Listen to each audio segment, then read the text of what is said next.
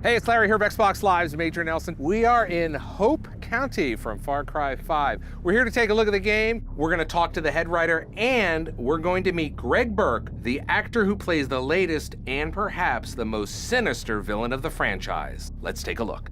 Drew, set the stage for Far Cry 5 for us. Far Cry 5 brings the franchise to America for the first time, specifically to Hope County, Montana, where a doomsday cult led by Joseph Seed called the Project Eden's Gate has taken over the county, and the player is a rookie sheriff's deputy who's tasked with trying to arrest him. And like all Far Cry scenarios, it doesn't go well, and the player is sort of lost behind enemy lines, and they're tasked with trying to take this guy down. I save souls.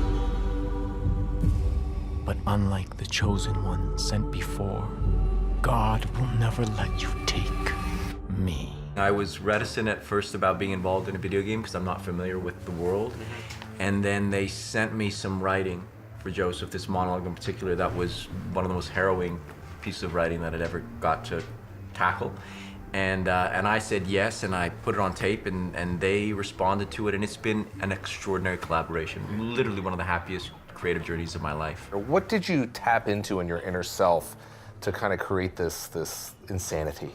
Well, I think that it's a character who has been stripped of the comforting insulation of love as a child, and people that are alone and frightened, they build a system around themselves, a belief system around themselves. So for me, it was struggling with the loss of love and really needing to connect to people and have people in my world and create this family. And there's also the element of being ordained by God, hearing God's word and trying to fulfill his prophecy and save as many people as I can. So it was a dark currents that we tended to swim in, but they were rewarding in the end. I was chosen by God. I help the blind to see.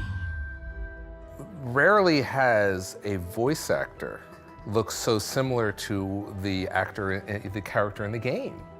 What was that like? Did you draw from it, or what? Tell me a little bit. We actually ended up just purchasing Greg's likeness in the game. Because the thing was, like, you know, when he put that audition on camera, we had been searching all over, across Canada, across the United States, for someone that could really make us believe that this could be a cult leader, that we would want to join this guy's cult. Yeah. And the minute that we watched this audition tape, there was something about the honesty that he brought to the scene. There was a truthfulness, and you sort of felt yourself understanding where he came from, but at the same time being terrified of it. Tell me about the collaboration and learning about cults. I assume you're not in one yourself. I am not yet. The cult of video games now. No.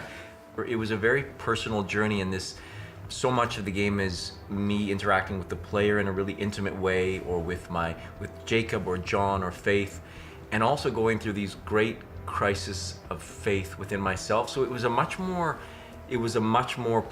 internal struggle for me. And I, as a father of a family, I understand what it means to try to hold people together and sometimes force them to do things that they don't want to do because you feel you know best. So I wasn't honestly as concerned with the bigger picture. I was concerned with the moment to moment and this dangerous intimacy that we were able to create. What is working on video games? What has that showed you in terms of this industry? I was amazed at how accommodating the process is. After the first little bit, you get used to the suit and the dots and having a camera and a light right in your face, and I can't speak for every video game, but the Ubisoft team that I was lucky enough to work with had such a respect for the process of finding an emotional truth, that everything in the VOM was geared towards creating those moments. And it was like doing a play. It was a little bit different than film, but to me it was the closest approximation was doing a play. And you still are trying to create truthful, honest moments with either the other characters in the game they're interacting with, or we were also very lucky that the player was represented not just by a camera, but there was a person wearing it, so I could actually talk to someone and commune with someone as we were recording it. I really was overjoyed and surprised by the process. I didn't know what it would be like, and it was really intimate, and you were able to go to some very honest, difficult places. That's a look at Far Cry 5, coming out March 27th to Xbox One, and it is Xbox One X Enhanced. Hope you enjoyed this first look. Thanks for watching.